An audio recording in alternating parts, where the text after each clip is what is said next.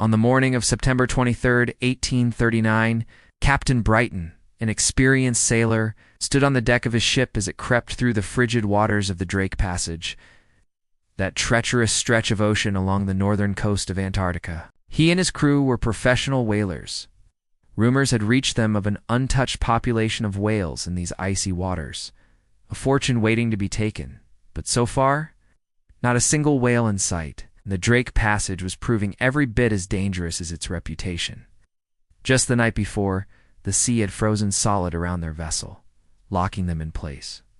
If the ice didn't break, they could be trapped here for the entire winter, and no one knew if they'd survive. But fortune, strangely, came in the form of a violent storm, shattered the ice and freed their ship.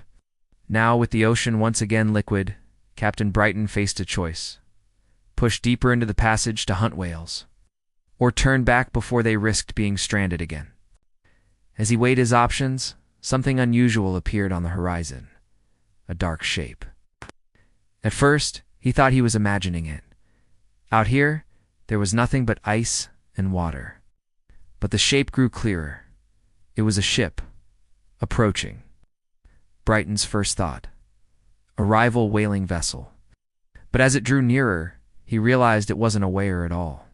It was a schooner, a vessel for travel, and it was in rough shape. The hull was battered, the sails tattered. Perhaps they'd been trapped in the ice too. Perhaps their crew needed help. Brighton ordered a dinghy prepared with supplies.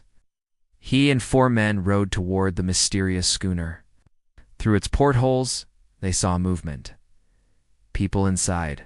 Brighton called out, but the howling winds swallowed his voice. They climbed aboard. The deck was worn, but funky. Strangely, no one was there. Brighton led his men to the captain's quarters. He knocked, announcing their arrival. No answer. Finally, he opened the door. Inside, a man sat at a desk, his back to them, motionless. Brighton stepped closer, calling to him. Nothing. Reaching the desk, he looked down at what the man had been writing. It read, "Trapped by icebergs. Despite all efforts, the fire went out last night. No hope remains." Above the entry was a date: January 17th, 1823, 16 years earlier.